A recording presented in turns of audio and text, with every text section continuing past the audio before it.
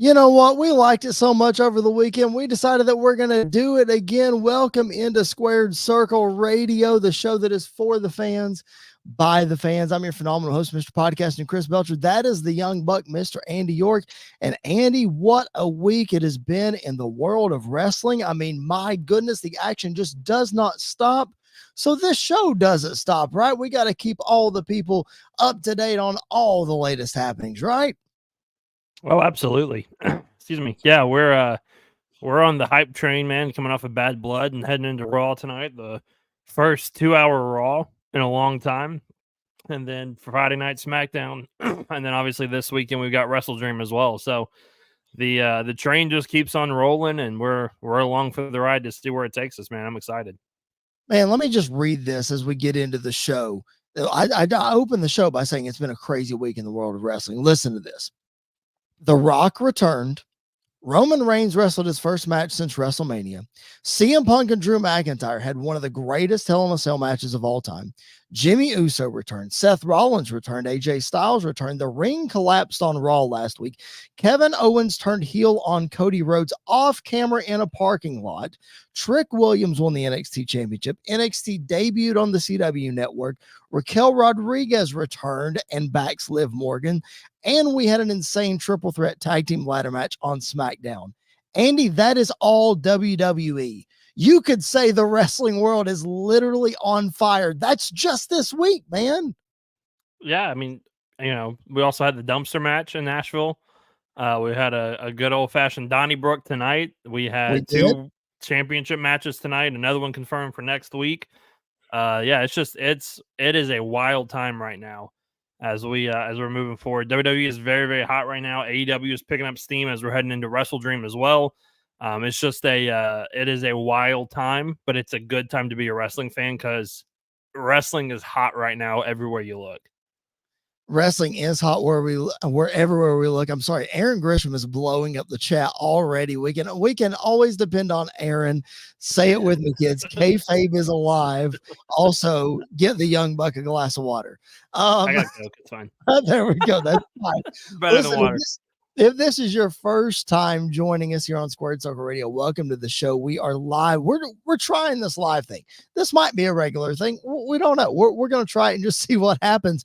But we're live as soon as Monday Night Raw goes off for immediate reaction. We're here for you each and every Monday after Raw. We also drop a show on Friday on our YouTube channel. So if this is your first time, like the video, subscribe to the channel. We would appreciate it so much. Keep that viewership climbing. Also, as you saw, I flashed a couple of comments up here from Aaron Grisham. He says, yes, like and subscribe, turn on the notifications. Please do that. We're taking your comments and your questions live. So if you're watching us on Facebook or you're watching us on YouTube, drop those questions in, drop those comments in. We will be more than happy to talk about those things. All right, Andy, speaking of, I mentioned Raw. You mentioned it 2 hours for the first time since 2012. Man, they crammed a whole lot into 2 hours. What are your initial thoughts coming off of this Monday Night Raw? I hated it more than I thought I would. Okay. Honestly. Like it just didn't feel like they knew what they were doing with like commercial breaks and matches and everything else. It felt very rushed and very bland. Because like the IC title match, man, like it was only like 6 minutes of actual TV time. Everything else was commercial break, and it never really got to the point where it was exciting for me, at least. It was very rushed. It seemed very all over the place at times. You could tell that they're used to 3 hours, and so cramming everything into 2 was very tricky. And I think it's going to take a couple weeks to get used to it. Luckily, I think next week's episode is taped, so they're able to kind of fit that in. Do you know why they're doing that? Because of the UK tour. So they're taping it. They're tonight? doing 2 episodes tonight. Yeah, that's why. Spoiler alert! That's why Cody was there tonight, because he's going to be there next week as well. Ah, okay, that makes sense then. So interesting. I wondered why Cody showed up, but that makes a lot of sense then. Okay, let's talk about it. Main event, Gunther successfully defending the World Heavyweight Championship against Sami Zayn, as I'm sure we both anticipated.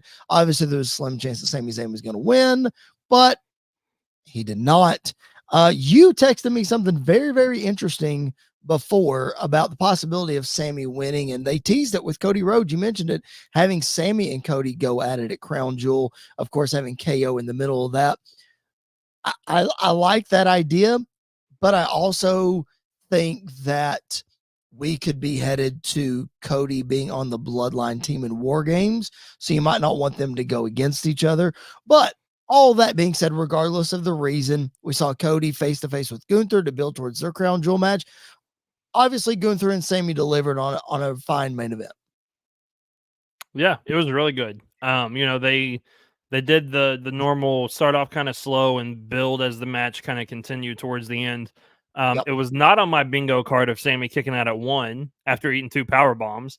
Yeah, right. That blew my mind, but I popped for it. I really enjoyed that. And yeah, I the thing I sent you earlier, I saw it on social media. I would give credit to who had it, but I completely forgot the name of it. But I was curious by the idea, but I like Gunther Cody more because they've teased it since the Rumble 2 years ago. Yep. When Gunther came out 1 and Cody was 30. So I just kind of full circle bringing that back. Both guys are world champs now. But one of them could lose and it's not going to feel like a big deal. Yep. So I mean, it's a big deal, but it's not going to like harm them or hurt their championship in any way. Plus you never know who could get involved. That could be where the bloodline get involved and cost Cody. That could be where a certain Goldberg could get involved and do something to Gunther. So you never really know what could happen. I really hope we're not heading that direction, but it kind of seems like we are at some point down the line. Yeah, I mean, I think you could definitely have Goldberg come in and spear Gunther at the same time as somebody attacking Cody. So yeah, it could be very interesting either way. But if we're fantasy booking it, I mean, you just went down that rabbit hole. So let's talk about it. You just said a loss wouldn't really hurt either of them. We're going to talk a lot about this over the next couple of weeks because again, we saw Cody tonight. We're probably going to see Cody next week, like you said. So if you have to make an early prediction, I mean, a loss doesn't hurt either. I can see a scenario where either of them win that Crown Jewel championship as the champion of all champions, as Triple H like to put it. If you have to have an early prediction, who are you going with? If I have to do an early prediction right now, I would probably say Gunther wins it. Because I think they want to do a lot to make that world title feel as important and as equal. And I feel like you can get more out of the story if the bloodline or even if The Rock himself cost Cody that match. That could kind of build to something down the line as well. And so, it's a big win for Gunther beating Cody. I'm not saying that Sammy's not a big win. It is, but you need to start, that was kind of the problem with Priest is he wasn't really racking up like massive wins against big time names other than Seth. Sure. And so, just if you have Gunther beat Cody, that can really push him into the stratosphere. So right now, if I had to pick, I would pick Gunther, but my mind will probably change like multiple times between now and Crown Jewel. Yeah, if you're making this the champion of all champions, would you not want the face of your company to be the champion of all champions? Like, wouldn't you want Cody having that title? Also, on the flip side of that, we talk about scenarios all the time where Cody can lose matches and not be affected or not lose the title. This is 100% one of those situations where Cody can lose. People are behind Gunther. They understand Gunther beating Cody. So I get that. I can see both sides. I'm like you. Yeah. I'll probably go back and forth. Yeah. And, the champion of all champions, though, seems like a very Gunther title to like run around with for a while. Yeah. So I could absolutely see that being the scenario of, if Cody wins that, I feel like it's there for like a week and then kind of goes away a little bit until the next Crown Jewel when it comes back around. But I feel like with Gunther, he could, he's all about prestige and bringing honor back to pro wrestling and everything else. What else? I mean, how else can you do that by being the champion of champions? So I think it kind of fits his mold a little bit more. Yeah, I completely agree with that too. We did not mention Goldberg just for the sake of Levi Bachelor. I did not mention Goldberg just for the sake of Andy getting upset.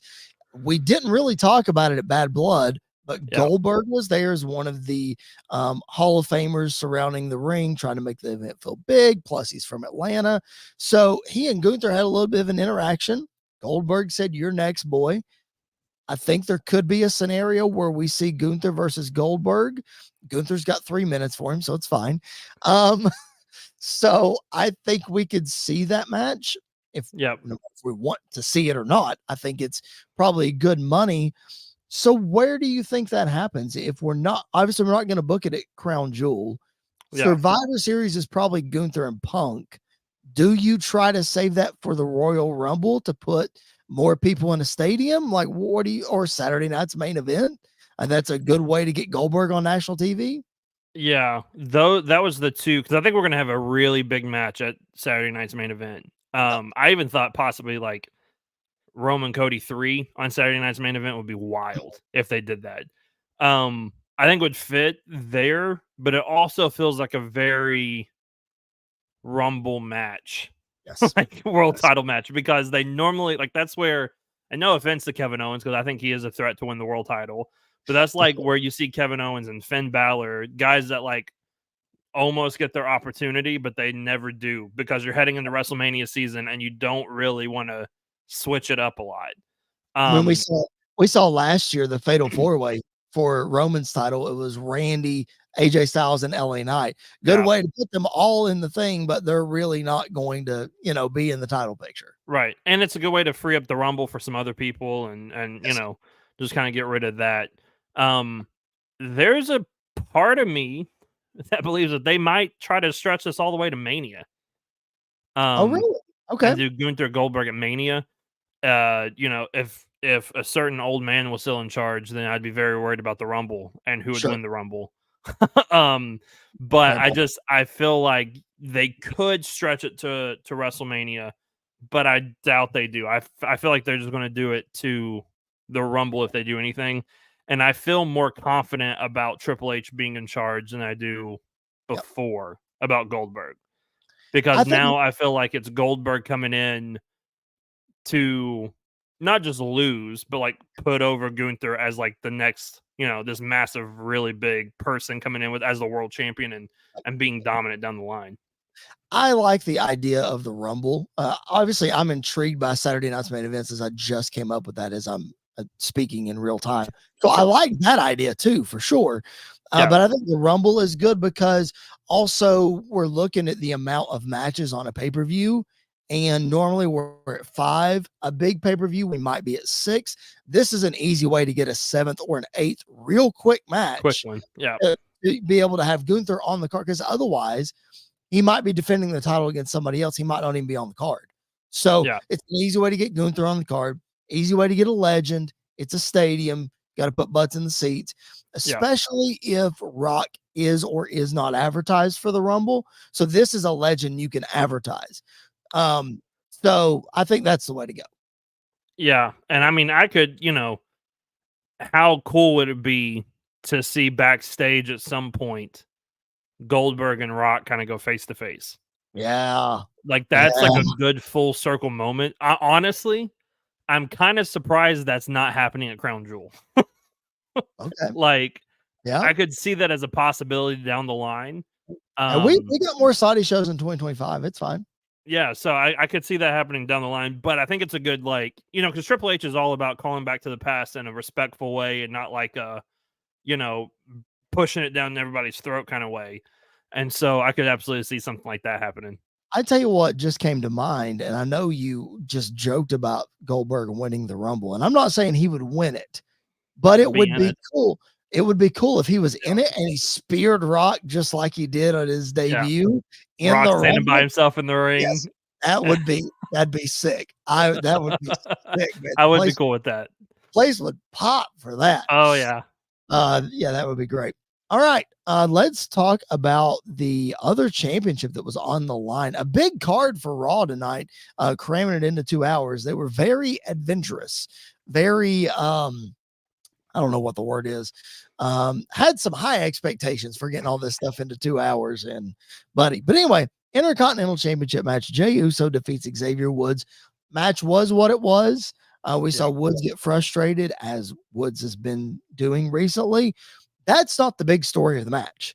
The big story of the match is that Braun Breaker is not the babyface that we thought he was last week. He comes in and he spears the mess out of Jey Uso, raises that Intercontinental Championship. He is coming back for his gold, man. I'm shocked, honestly. I thought they'd keep him as a babyface.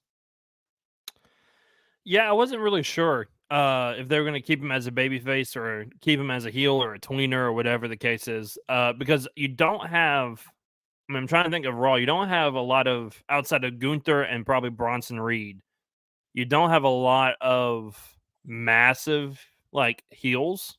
Mm-hmm. I mean, you got Judgment Day, but they weren't even on the show tonight. You've got a couple other people, but not to the level like Braun Breaker, threat to anybody. But I really enjoyed the segment. Honestly, the way they shot it when Jay was on the top rope, I thought Xavier was back in the ring and was going to attack Jey Uso, and then all of a sudden when he got speared, I was like, "Oh no, Braun's just back to being Braun. he's just a heel again." What do you think the chances are that Jay just drops it right back to him? Very good. Yeah, I hate that because they may have just said, "Okay, let's just give him the championship just for the sake of giving him the championship, give him the moment, and then it gets dropped right back at Crown Jewel." I think that's very possible. Yeah, I could see that happening too, unfortunately. Although the way that it kind of started off, like the night started off, I could see Jay dropping it to Seth at some point too.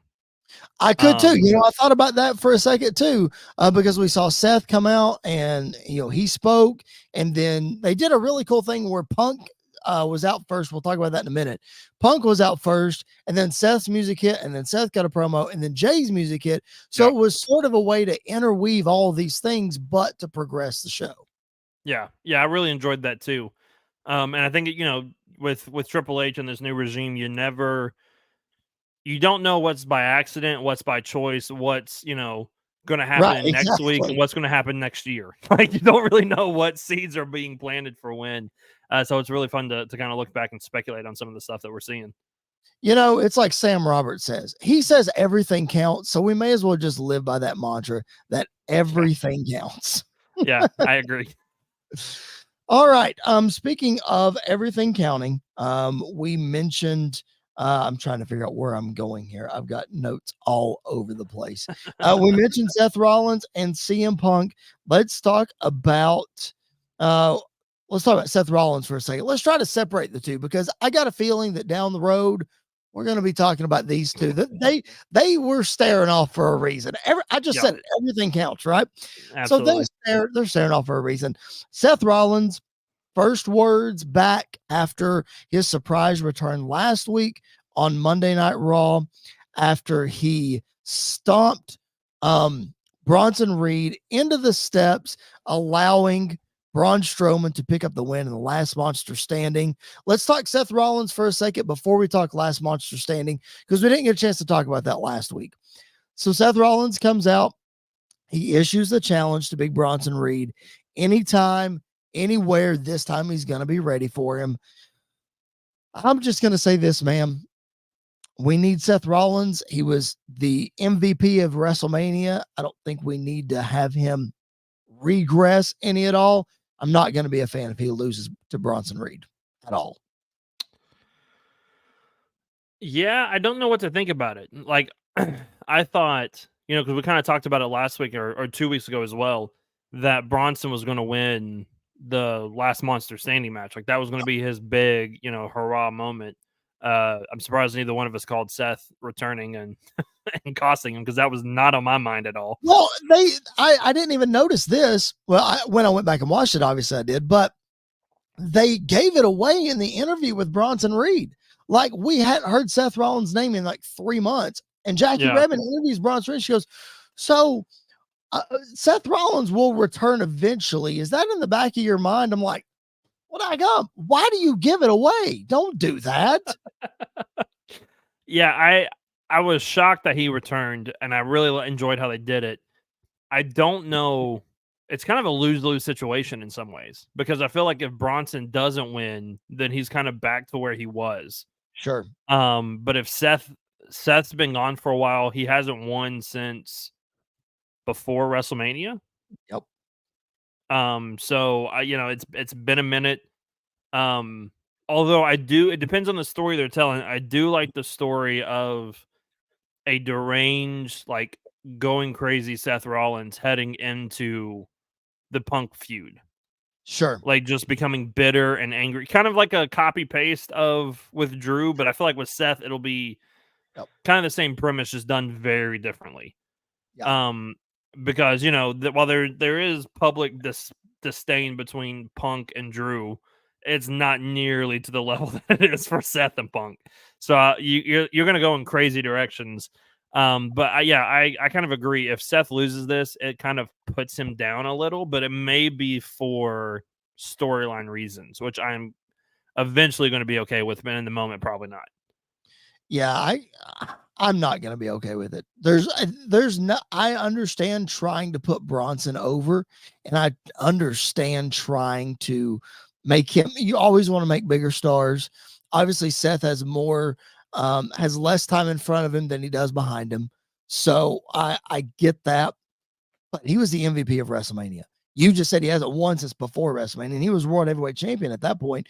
So if you're going to build him to this CM Punk feud, yes, if you're going the deranged psychopath route, it's okay for him to lose some matches, but he also has to stay credible and he has to stay believable. And fans have some weird opinions about Seth Rollins. He's one of those polarizing guys, man, that I just don't understand why people there's a contingency of people that love him and hate him. And you got to get everybody to at least rally around the fact that he's a main event player. So as much as Bronson Reed needs to be built up, I can't see Seth Rollins losing in this feud. I just can't. Yeah, I don't think he'll lose the feud. He might lose a match in the feud though, because I don't think it's just a one-off match. I think we're gonna get probably something different. Maybe like the Raw match, Bronson beats him by nefarious means or whatever, and then the second match is in a steel cage or something like that. Sure. But yeah, I could see him lose, like dropping a single match to Bronson, but I don't think he'll lose more than that. Hopefully not, at least.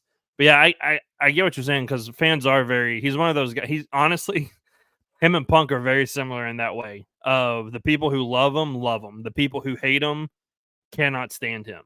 Yep. And so, it plays into that really well. Of most people who are probably CM Punk fans are not Seth Rollins fans, and most people who are Seth Rollins fans aren't CM Punk fans. I'm probably the only hybrid that loves both of them to death.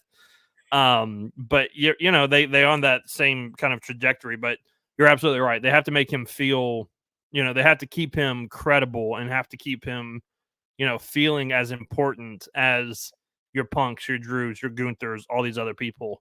And so maybe that's about putting the IC title on him for a while and kind of letting him hold that for a minute. And I think that's totally fine. I don't see any issues with that, because we saw Gunther's incredible reign and how that brought him to popularity. So I think you can do the same thing with Seth Rollins. All right, that's going to wrap up what we're talking about with Monday Night Raw here. For more on Monday Night Raw, again, we realize there's so much more that happened on Monday Night Raw. Sheamus and Pete Dunne. We saw some Wyatt Six stuff. We there's what's next for Liv and Judgment Day and Dom and Raquel and all that. We're talking about stuff like that on Friday. We have a YouTube exclusive show. It's called 3 Count on Friday. We'll get you caught up on everything we miss on the regular podcast. So that is our rapid fire show. We'll give some quick thoughts and reactions there. So make sure you subscribe to the YouTube channel if you haven't already. Another place you need to make sure to check out is our brand new exclusive partner, WSN, the Wrestling Society Network. Make sure you are tuned into their website and their app. As you can see, it's on Apple TV, it's on Amazon, it's on Roku. Make sure that you check them out. If you're checking out our show via the WSN, thank you so much for doing that. Give them your support. They are a brand new partner of ours. We could not be more excited to have them on board. In fact, so much so that Andy doesn't even know this. My hookup for WSN, the guy that I've been in contact with, the guy that runs the show, he goes by the name Professor Bear. Professor Bear is going to join the show next Monday night to talk about WSN, give you guys a little bit more info on the Wrestling Society Network, how the partnership came about, where you can find them, all their great resources, all their other great podcasts. He's coming on the show next week to talk about all of that. So it's going to be a fun time. Tell you what else was a fun time, Andy, Bad Blood this past Saturday night. There's been so much fallout that we have not had a chance to talk about. Yes, we did an entire reaction show. Go back in our archives and check it out. But so much to digest with The Rock showing up at the end of the show. And of course, the long-awaited return of Jimmy Uso, who Rikishi led us to believe that he had some terrible, terrible problems. And here he is. He's back. I'm not saying he didn't have problems. But Andy, the real story that we didn't get to dive into, you brought it up as breaking news on the show, is this off-camera parking lot attack. Triple H loves parking lots. With Kevin Owens finally turning on Cody Rhodes. I mean, my goodness, just a wild scene. After the show goes off the air, they relied on fans to be able to film this thing. And man, it has caught some crazy buzz online because of the way this was done. Yeah. I mean, it is one of the most creative heel turns that I think I've ever seen, because they didn't produce anything. Like, they didn't have any cameramen out there. They didn't have anybody. They purely relied on the fans being the one to do this. And it worked perfectly. To the point where, like, Saturday night, we were scrambling on the show of, like, I saw somebody post something about it, but I was like, there's no way they would actually do this without posting on social media. I was looking at the press conference really quick. Nobody was saying anything. And then all of a sudden, like, 10 videos popped up from different angles showing this thing going down. And it was awesome to see it. Like, I really enjoyed how they did it. I really enjoyed, we don't know what they were saying to each other. Right. All we know is that Kevin was getting in his face. Cody was trying to be calm, try to walk away, and got attacked for it. And so I'm very intrigued to see what happened on SmackDown. I'm very intrigued to see what happens on SmackDown. And I love the way they handled it tonight on Raw. Wade went to bring it up, and Joe was like, we're not really allowed to talk about it. Like, it's going to be handled internally. Like, we're not going to talk about it here. Seth Rollins did the same thing. Yeah, Cody wouldn't talk about it. Sammy wanted to talk to Cody about it. He was like, nope, I'm not focused on that. Kind of just putting his head in the sand moment. So I'm very excited to see what takes place Friday night, to see how this kind of furthers and advances. And I'm very curious to see what Randy Orton says about it. Because he's going to play a massive part in this story. But we don't know what side he's really on right now, which is very interesting. I mean, like, the way that I picture it in my head is that SmackDown opens with, their normal, where they show people entering the building, blah, blah, blah, whatever. And then the arena is black. And then a single spotlight with Kevin Owens sitting in a chair in the middle of the ring. Yeah. He starts cutting this very monotone, very slow speaking, soft speaking promo. And then Randy comes out, and then Randy tries to confront him about it.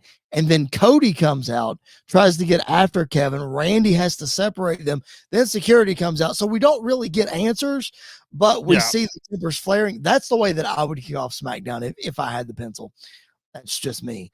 And I hate to burst everybody's bubble on this, but let's be honest. I know that the word on the street is that WWE relied on fans to film this, but they had people out there as fans filming this.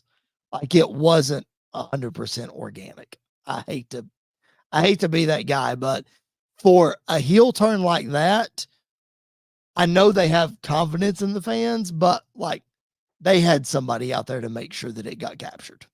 Probably. There's no way. But it was more. I don't think the accounts that posted it, though, were. Oh no, they were not. No, absolutely not. Yeah, so that part was definitely organic. Yeah, for sure. I mean, all that to say, yes, I might be poking a hole or two in it. Kudos on the execution. I mean, it's just absolutely wild. In this day and age where we say that wrestling is just a rinse, repeat kind of situation, that we don't see anything new. This is new. And this, look at that middle shot, Andy. If you're watching it, especially if you're watching on a YouTube channel, that middle picture, that looks like a stiff jab from Kevin Owens to the ear of Cody Rhodes. I mean, this was done so well. Yeah, I mean that's one of my favorite parts about this is not a single wrestling move was hit. This was a pure brawl street fight. Like Cody didn't want to do this, Kevin did, and was just beating him up, kicking him in stiff in the stomach. It looked legit. I really enjoyed like that part of it. I really enjoyed the most was how kayfabe is alive. Well, it definitely was Yes. alive that night, and seeing everything take place. Yep. It definitely fit that mold. All right, let's talk. I mentioned The Rock and Jimmy Uso. Let's talk about their returns real quick. I know I glossed over them to get to Cody and Kevin because we didn't get to spend a lot of time on that. We spent some time talking about Rock and Jimmy Uso, but Andy, I have to ask you, as we're 48 hours or so removed from Bad Blood, again, we're live on our YouTube channel. Drop your comments, drop your questions in. We will take them live. We appreciate you being with us if you're watching live. And if you're watching post live, I guess the replay version rather, make sure that you drop comments in anyway. We'll go back and we'll respond to them as well. We appreciate you guys doing that. All right, back to the question at hand. Sorry, I got off track. So 48 hours removed from Bad Blood, after we did a live show, we talked a little bit about Rock and we talked a little bit about Jimmy Uso. And obviously that played into the fact of, should this been the main event? Should it not have been the main event? Andy, I went back and watched the show today. Rock's pop was absolutely insane, dude. Like, if you watch the fan videos online of just the arena when that music hits, that pop was, dare I say, electrifying. I mean, holy cow. The rumors were floating that he was going to be there, but it didn't take away from the reaction, right? Oh yeah, yeah. The pop was definitely there. And the fans were fired up for it. They there's a couple of sounds when you hear it in wrestling, no matter what, no matter where you're at, you're gonna pop for it. And those are Austin's glass breaking. You're gonna pop for it. If you smell, you're gonna pop for that every single time. The gong. Yes. Every time. Those it's those three right there every time. Yeah. Well, in modern terms, it's the entrance to Cody's. But when he says it's true, like the bump bump, that part, people pop for that every time too. Yes, that's true. But going back and listening to it, the crowd definitely was hyped for it. They were electric for it, if you want to use that word. They were very happy to see the final boss back and walking out. It's very curious tonight though, when Seth brought up his name, there was some boos in there. There was a lot of boos coming out for Rocky still. So he's still got his supporters and he's still got his people that are booing him. Hey, listen, that's playing the part perfectly. Exactly. That's what I was getting ready to say. I think that's great. That's going to play it up very nicely because Sam Roberts talked about it a whole lot. Roman Reigns' character is changing a little bit. Rock's character, still the same. He's still the same guy. So that'll be fun to watch. But I want to talk about Jimmy Uso's return as well, because as electric as Rock's pop was, dude, when Jimmy Uso took that bandana off his mouth, holy cow, the place came unglued. So, Andy, that begs the question. I keep saying, and I keep stealing Sam Roberts' phrase, that everything counts. And it does in the world, especially in this Triple H world of storytelling. Everything counts. So, Rock coming back made sense for one reason or another. We might not see Rock again till January. We might see him in War Games. We don't know yet. So let's just say we're not going to see Rock till January. Would Jimmy Uso's return at the end of Bad Blood been enough for that to be the way the show goes off the air? Jimmy Uso helps Roman. They embrace. They sort of look at Cody Rhodes in the ring. And that's how the show goes off. Would that have been enough? Or I know hindsight's 2020, but did we need Rock's return? For the main event spot, you needed Rock to return. Okay. I love Jimmy. I think Jimmy's awesome. I don't think that spot enough though was worth them being the main event. Okay. Because I think you could have had that moment still and moved on with the rest of the show, and the rest of the show been fine. Sure. I think that, that moment needed The Rock to come out and to get that massive last pop, the shock pop of everybody thought the night was over, and then his music hits and he walks out moment. Right. But I don't think, Jimmy being the one to come out was enough for that to be the main event spot. I think if Jay would have come out and joined him, possibly. Sure. Yeah. But I don't think just by itself, I don't think it would have worked as just the main event. Okay. Well, let's talk about the other side of the main event. We call it a double main event. Andy still contends that it should have gone on last. It's an argument that we had on the show. That's an argument that we had the episode before. So we're not going to revisit that, but regardless, we are going to talk just a little bit about CM Punk and Drew McIntyre. As you look on your YouTube screen, I can't even say it. Trying to think how I'm going to say my next line, which is, if you're like Andy's wife, Katie, and you are squeamish at blood, do not look on your YouTube screen. I chose not to show the image of the wound that I'm about to talk about. Drew McIntyre had to have 16 staples in the top of his head, thanks to the toolbox shot. And the blood that you see here, very reminiscent of Stone Cold Steve Austin and Bret Hart at WrestleMania 13. Before I ask my next question, how was Katie watching this match, Andy? Did she even watch it? Yeah, so she didn't watch it live.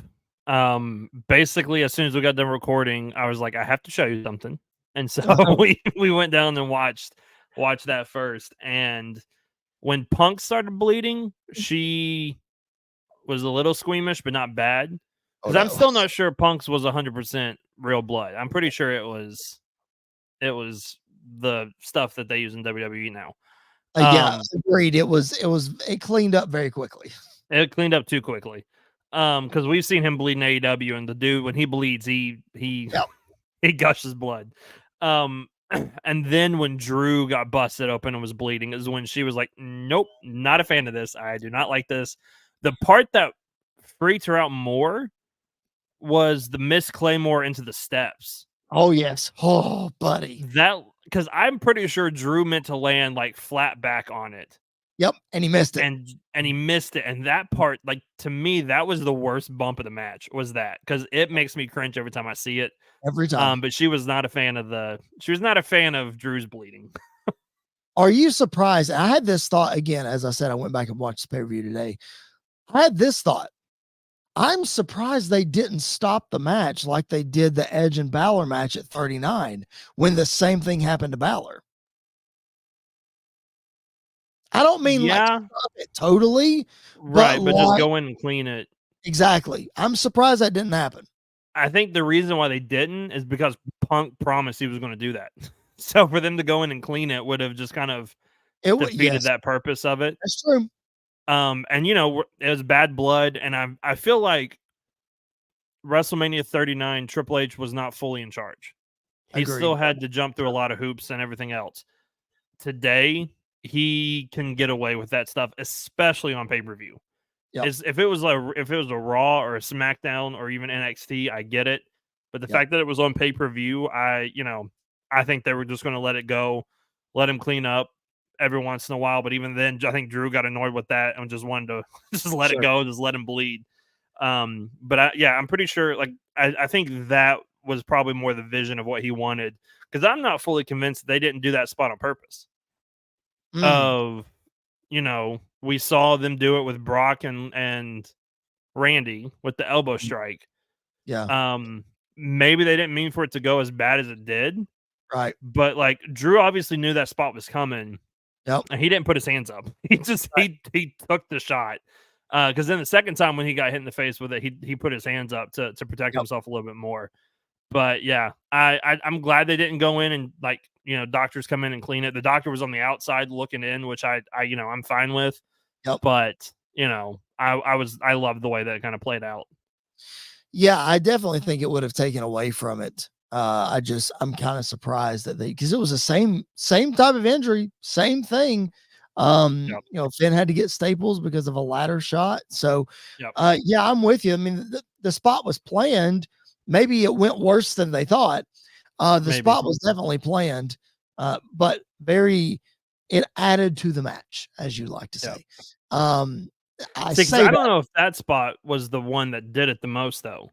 Like, that was the one that initially did it, but then there was the one where Punk had Drew in the Anaconda Vice, and he grabbed the wrench and went to hit Punk with it, and Punk grabbed it, and because he had almost stopped bleeding at that point, and then I think Punk just reopened it up with the wrench again because he was bleeding like crazy at the end again. Yeah, you're probably right. Man, what a crazy show Bad Blood was. Again, I went back and watched it and I was very happy with it. I thought it was really good. Even the I almost said filler matches. The matches in between, I was okay with. I thought it was good. I really did. So you can again go back in our archives, check out our Bad Blood recap. From this past Saturday, we did a live show. So go back and check that out. We would very much appreciate that. Again, if you're watching on a YouTube channel, like the video, subscribe if you haven't already. If you're listening to us on Sports Wire Radio, our longtime partner with Tom Bryce over there, make sure that you keep it locked in right here for the best sports coverage around. But you don't need me to tell you that. Check out the Reverend Tom Bryce. Looking for all the latest happenings in the world of sports and wrestling? Well, you're in luck because Sports Wire Radio has you covered 24 hours a day, 7 days a week, and 365 days a year. With great shows in the world of sports, such as the Pinstripe Chronicles, hosted by Uncle Tats, Donald Stewart, and Rob Barrows. New York Baseball Talk with Chris Bazaya and Rob Maraska. The Liftoff Jets, also hosted by Chris Bazaya and Sharman Phillip. Neil Villapiano and the Devil's State of Mind.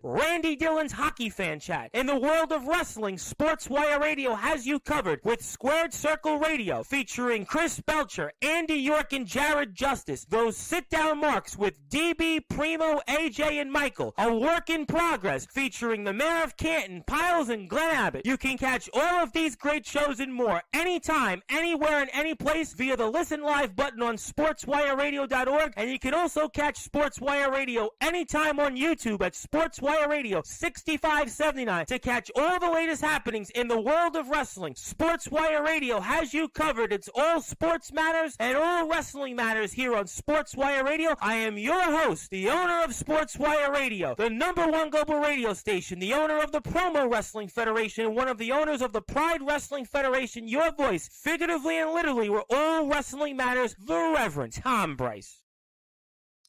Again, go check them out if you haven't already. Sports Wire Radio has got you covered. All right. This is our live YouTube show. Welcome to Squared Circle Radio. If you're just now joining us, we are live. We've been live for about 45 minutes now. We're taking your comments and your questions live as we talk about Monday Night Raw, as we react to Bad Blood, and as we look back at this past Friday night SmackDown. Andy and I were live there in person. What a fun show it was. Andy, I had never seen a dumpster match live, especially a female dumpster match live. Of course, you see Chelsea Green, as we previewed the show. Chelsea Green had to lose this match, and boy, did she lose it. And she stunk for 24 hours. Just ask everybody at Bad Blood. But man, they had some fun with that. It was really cool. I thought the match was executed really well on SmackDown. Yeah, the match was done really well. The finish to this match was very creative. Yes. And could have gone really wrong really fast if it was not done properly. And they did it really well. Honestly, like, Chelsea Green was fantastic in this. Yes. But you got to give your props to Michin as well. She played her part really well. She, looked like a killer. She did a great job. So yeah, it was a lot of fun. That match was really, really entertaining.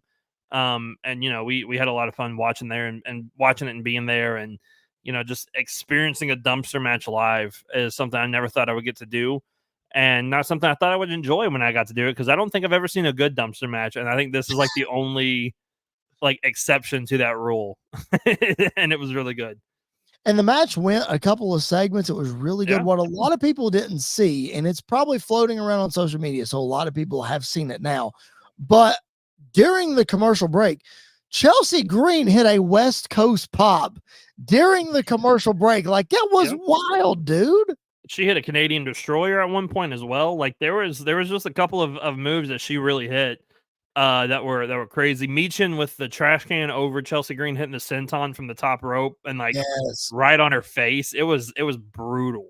It was. Those two put on a great match. And then the main event, of course, delivered. Triple threat ladder match for the tag team championship. The Bloodline retains their titles over DIY and the Street Profits. I thought for sure the Street Profits would come out on top here, but the Bloodline getting it done. Well, Andy, dare I say, Tongaloa getting it done, winning the match despite all of the "you can't wrestle" chants and all the bad stuff. That was my biggest pop of the night, was when he started climbing it and I realized he was going to be the one to win it.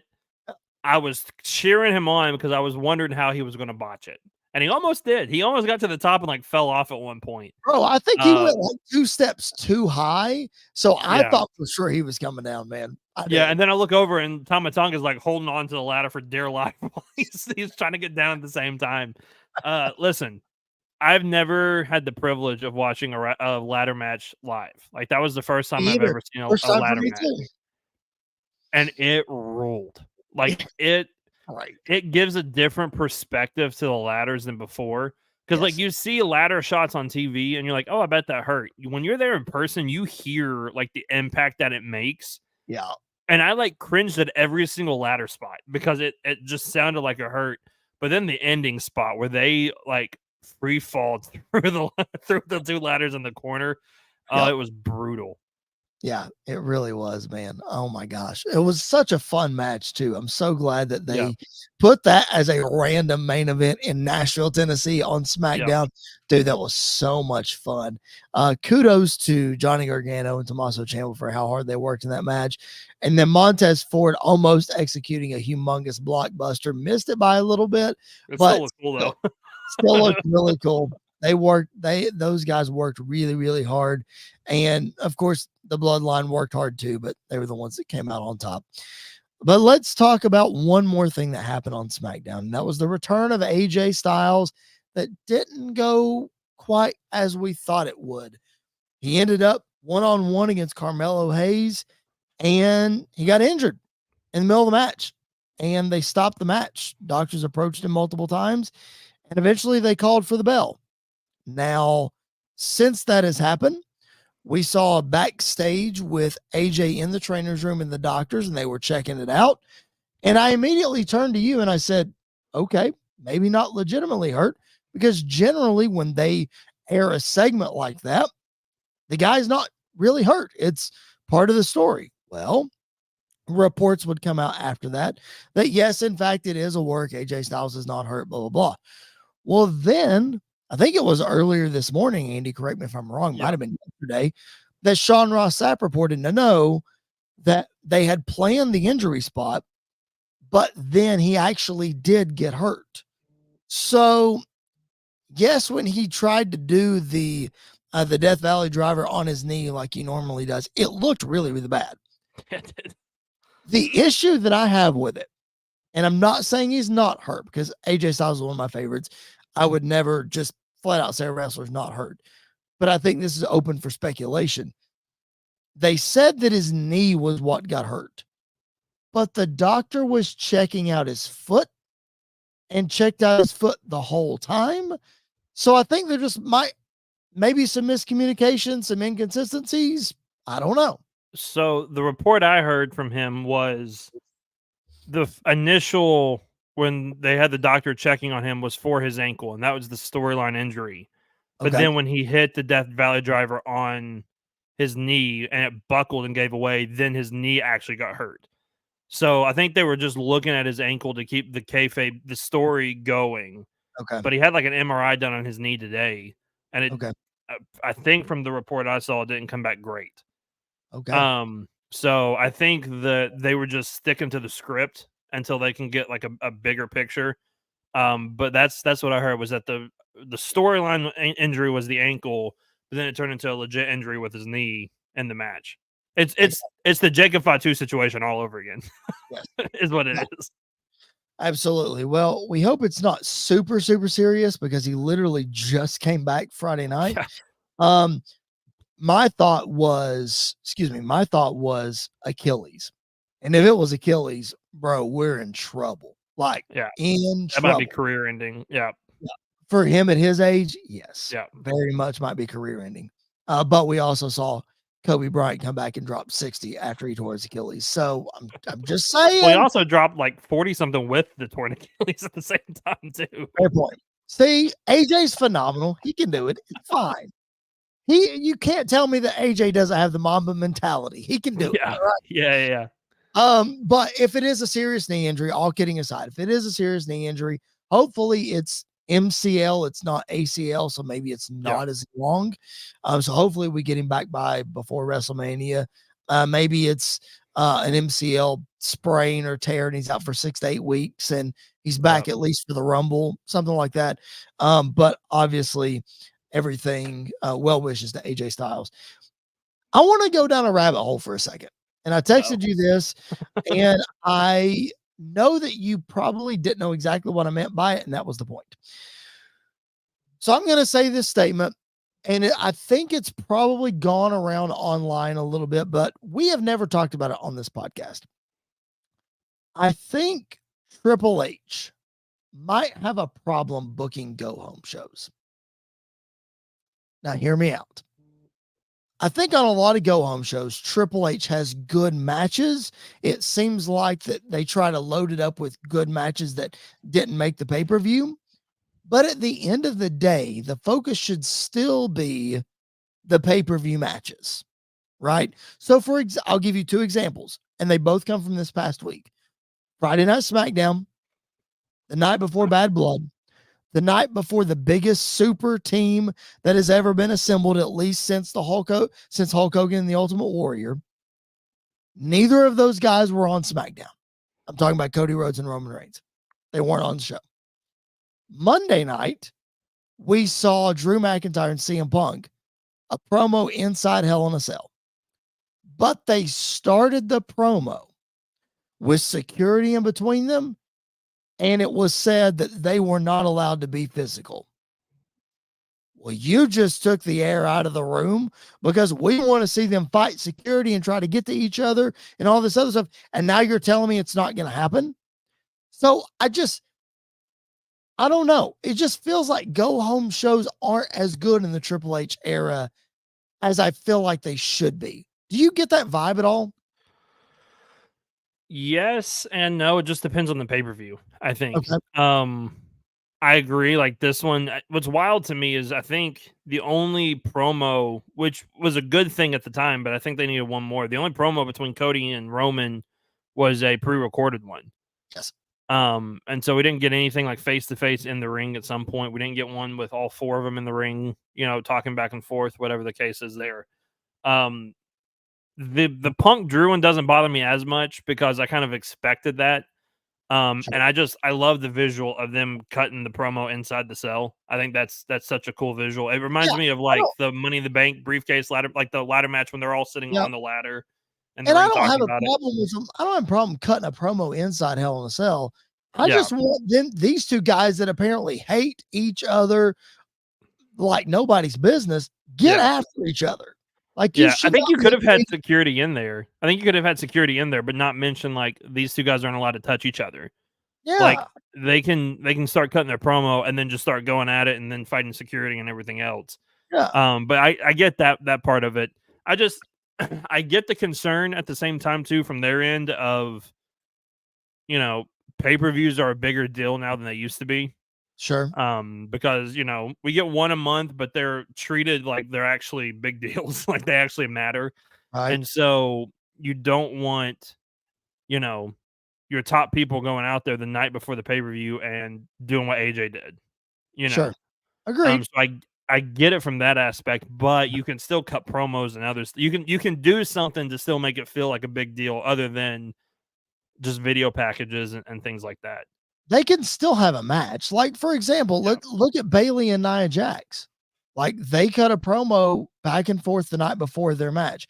Okay, cool. what happened to stuff like, hey, in order to get to me, you got to face this person, or I'm going to make sure that you aren't ready. So I talked to Nick Aldis and you're going to be in the match, blah, blah, blah, blah. It's like, I know you want to protect them, but at the same time, you still need to, the old school mentality, man, is this is the last chance people have to see this before the pay-per-view. Make them want to buy the pay-per-view, sell them on the pay-per-view. How are you doing that? Buy a video package, buy stuff we've already seen, nothing new on the actual show.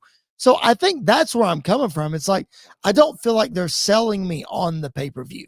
They're banking on that I've watched for a couple weeks, or if I haven't, they're going to catch me up and that's going to sell me. But what happened tonight? You know what I mean? Yeah, but I think the flip side of that too is while the go home shows don't feel like go home shows, they still feel like many little pay-per-views on TV. Sure. And Agree so with I that. think the mentality might be, well, if TV is this good, the pay-per-view must be, the pay-per-view might be even better. Like to look back at the ladder match that we saw go home, like the main event, Yeah. Good luck to the people the following night. Like, good Yep. luck trying to follow that. And then all of a sudden we get Hell in a Cell at the very beginning, and it's like, oh, that was 10 times better than the ladder match was. Like, that was amazing. So, it's kind of like that mentality. And like, you got to think he's coming from when he was in charge of NXT versus the main roster. Like, what did we talk about more? We talked about TakeOver more than we talked about the main roster, because the quality of matches were so good heading into it. And I think that's just what he's banking on, is the stories and the matches are going to deliver. So give people a taste of it using different people the night before or the week before, whatever the case is. So then they're super excited for the pay-per-view the next day and tune in for it. Yeah, I'm totally with you on the fact that you want to make the pay-per-view as big and as important and as special as possible. There's no doubt about it, man. I kind of wish that we would keep furthering the story the night before rather than just a simple promo. Hey, I'm going to beat you tomorrow. Nope, I'm going to beat you tomorrow. You can't ball, I would just hope that Triple H would be a little more innovative, but to your point, you use other tools to be able to do that. It's just, I wonder if a casual fan will see that and be like, oh, well, I want to tune in because of this. That guy's not going to be on the show, but I still want to tune in. Like, that would be me. Like, Cody Rhodes does something the night before. Oh, I need to see what Cody Rhodes does the next, because I know he's going to be on the pay-per-view kind of thing. You know what I mean? Yeah. All right, that's just a fun rabbit hole to go down. Appreciate you guys being with us. If you're watching on YouTube Live, drop your comments. We still got a little bit of time as we get ready to wrap up here for your questions and your comments. We thank you for that. If you're watching the replay, you can still drop those comments. And if you're not subscribed, what are you waiting for? Subscribe, like the video, make sure that you are checking out past episodes. If you don't want to sit through a long episode, we've got it broken up into playlists and shorter videos. Just go back and check out that content. We would appreciate it so much. All right, Andy, other big news in the world of wrestling this past week as we wind down here. AEW announces they have inked a long-term new television deal with Warner Brothers, keeping Dynamite on TBS and Collision on TNT. Now, we don't normally talk about AEW a whole lot on this show, frankly, because I don't watch the product and I would have nothing to offer, and Andy would be by himself. So, but there's a pay-per-view coming up and they have big news, so we're going to do our best to talk about it. Regardless of how I feel about their TV product, Andy, this new TV deal is good for the business of professional wrestling. AEW is on TV for a long time more, and it's just good for everybody. Yeah. And, I know a lot of people like to talk about attendance and ratings and everything else. Warner Brothers wouldn't give them this deal if they weren't happy with what they're doing. So, I'm pretty excited to see what they're doing. And, maybe they'll change a few things. It'll have a different look, starting next year or whatever the case is. But like you said, this is a really big deal to have another wrestling promotion on major networks that people can tune into and see and get excited for and, tune in for. So it's a very exciting time to see them get that big deal. It's very exciting to see Raw move to Netflix in January, to see SmackDown stay on USA and kind of see what that looks like down the future as well. NXT had a great week on CW. Yes, and then they did. they're following up this week again. So just wrestling is everywhere you turn right now, Yep. and it's awesome for everybody involved. Yep. And I think it's awesome too for a lot of AEW fans who have been following from the beginning, because now they're seemingly going to get rewarded on HBO Max with Yep. the back catalog being available and being able to go back and watch all of those old pay-per-views, old Dynamites, Yep. stuff like that. To see really how AEW has changed for the good or the bad. Again, not going to discuss that, but all that to say, you're a WWE fan and Cody Rhodes mentions AEW. Oh, he was in AEW. Oh, I can go to Max and I can go check that out. Well, Cody, you just gave some fandom to the other product, but it's okay because fans can go back and watch his stuff. They'll be able to. They can't do that right now. Now they'll be able to. So again, it's good for everybody all around. Wrestle Dream is this coming Saturday. And let's run through the card real quick. Andy, just give me some quick thoughts on who you might be excited for. We got another comment in the chat. I'll get to that in just a second. Let's preview this card, and then I'll bring that back up because Logan James, that's a very interesting comment. I want to bring that up. Give me just a second. All right. Bryan Danielson defends the AEW Championship against Jon Moxley. Mariah May defends the Women's Championship. To be determined, right? They haven't determined who she's going to face yet. Is that right? Right. I think they're doing that Wednesday, and it's either Britt or Willow. Gotcha. Okay. No. The Young Bucks defending its Private Party Tag Team Championship. Triple threat match for the International Championship. Takeshita and Ricochet both going after Will Ospreay. Jack Perry defends the TNT Championship against Shibata. Mark Briscoe defends the Ring of Honor World Championship against Chris Jericho. Darby Allin versus Brody King. And on the pre-show, Brian Cage goes after Atlantis Jr. and the Ring of Honor Television Championship. A lot of show, man. Give me the Cliff Notes version. What are we looking forward to here? What stands out to you on the card? Well, I think the easy one and the one that is, your monthly, hey, Will Ospreay is really good and might be wrestler of the year and puts on like match of the year every time he gets in the ring, because that triple threat between him, Ricochet, and Takeshita is going to be insane. Yes, it is. I mean, it is going to be absolutely insane. I know a lot of people get flack towards Ricochet and Will Ospreay when they go one-on-one, but whether it's choreographed or not, it's still stupid impressive that those two human beings can go out there and do what they do. Yep. Like I can't even dream of doing half the things they do, or a fourth of the things they do, or one thing that they do, because it is ridiculous the things that they can do. And then you have your flippy style, and then you add Takeshita in there, who is New Japan stiff. Like he's going to come in and take your head off. Right. It's going to be a really interesting clash between those three. And I honestly believe Takeshita might walk out with the championship. I think this is a good time to get the belt off of Ospreay where he doesn't have to eat the pin. I don't think Ricochet necessarily needs it right away, but I think Takeshita, putting it on Takeshita with Don Callis and everything, with that whole feud going on as well, I think that would be really, really interesting to see that. Also, when you look at this card, you can't help but mention the main event, which is going to be Bryan Danielson and Jon Moxley. It's not going to be pretty. It's not. I don't think it's going to be your typical Bryan Danielson match where he just goes out there and puts on a great wrestling match. I think it's going to be gritty and violent and probably controversial and make a lot of people upset. And then you'll have me who's like, "Oh, I loved it." So that's probably the two I'm looking forward to the most. And then, just to sprinkle it in there, I think Mariah May, whoever she faces out of those two, she is phenomenal. And I'm very excited to see her more than likely go up against Britt, but I wouldn't be shocked if it was Willow as well. And just watching them go at it would be awesome. I have to ask you about Bryan and Mox, because Bryan has been very vocal about saying once he drops the AEW championship, he's done. He's gone. His career is over. And I was on record a long, long time ago. I said that Jon Moxley is going to be the man to dethrone Bryan Danielson. Well, here we are, a pay-per-view in Bryan's home state of Washington. and he's facing Jon Moxley. Is this it for Bryan Danielson? Is this a swan song? We're sure gonna believe it at the end. I don't think.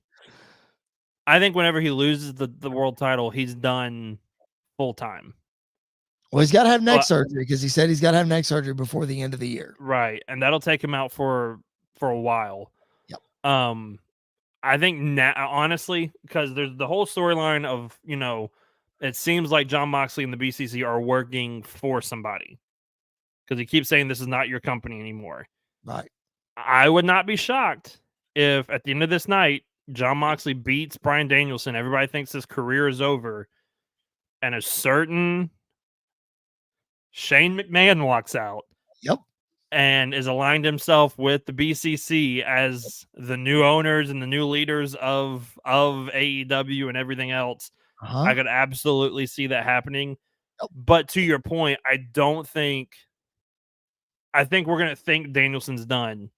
And then several months from now, when Mox is in the ring after he just beat somebody, that music hits and the place will go crazy. Yeah. Yeah, for sure. Like, I don't think this is Bryan's last match either. I'm just going by what he said. And he does have to have neck surgery, and that's a serious deal. I know that Brie and the kids are not going to take that lightly, and Bryan's not either. So that's going to happen.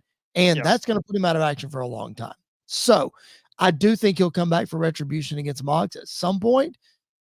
I don't know if we get the reveal of Shane at the pay-per-view, only because if it is supposedly Bryan's swan song, I think they'll give Bryan that moment to, the pay-per-view goes off the air with Bryan or what have you. I don't know. I don't know that he'll give a speech, but I think it goes off the air with Bryan. Maybe we don't get Shane until the next Wednesday. Or maybe we do get Shane and they leave Bryan laying, and that moment happens afterwards and they film it and we see it on YouTube later or whatever. I don't know. But that's my prediction as well. All right. Before we wrap up here, again, appreciate you guys being with us. If you are live, drop your comments in the chat. We would appreciate it. If you're watching the replay, drop them in anyway. We'll respond to them. That would be great. Let me bring up this comment from Logan James, a very interesting one. Because, Andy, you mentioned Raw being taped for next week as well. He said next week's Raw main event is Tiffany Stratton and Rhea Ripley against Liv Morgan and Raquel Rodriguez. Andy, can you verify this? Do you know?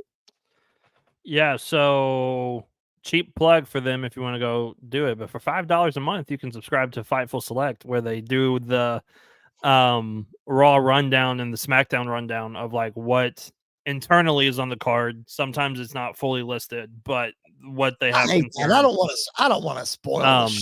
I hate that. That's some dumb. people do, like myself.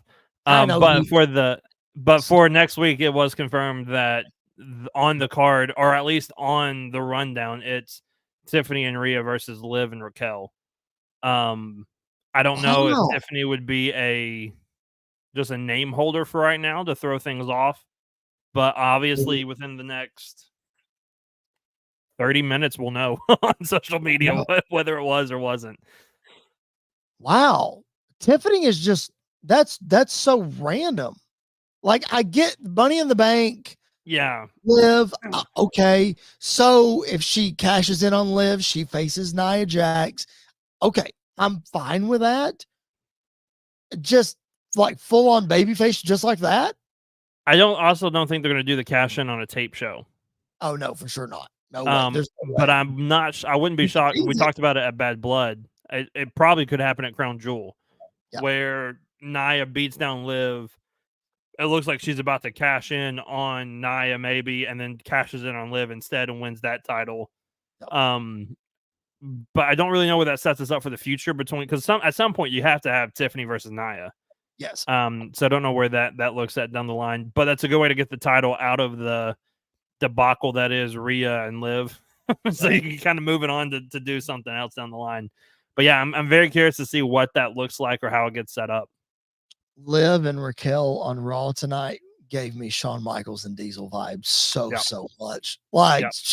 It was just so well done. It was great.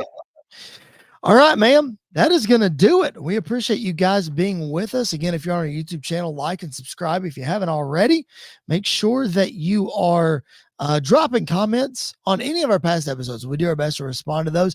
Let us know if you like us doing this live format. It's something we're going to try.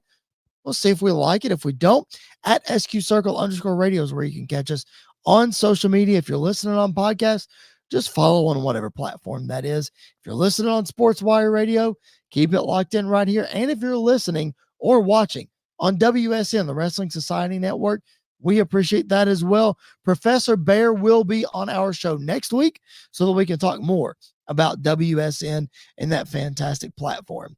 Andy, anything else to add before we sign off? No, just another fun week of wrestling. Bad Blood is in the books. We're, very quickly moving on to Wrestle Dream this weekend, Crown Jewel in the future. And, but things are looking up and looking good. And, I'm excited to keep doing this. I'm excited to do it after like post Raw, because it makes it easier to talk about it. And we don't get burned by, a returning Seth Rollins out of nowhere. And we aren't able to talk about it. Or Jey Uso just randomly winning the IC title. So I'm glad we're getting to do this. Yeah, we're going to try this out for a couple of weeks and we're going to see how it goes. Might go well, might go horribly. We'll see what happens. Let us know again in the comments and on social media if you like it. We would appreciate that very much. All right. For Mr. Andy York, my name is Chris Belcher. This has been another edition of Squared Circle Radio, and we will catch you guys down the road.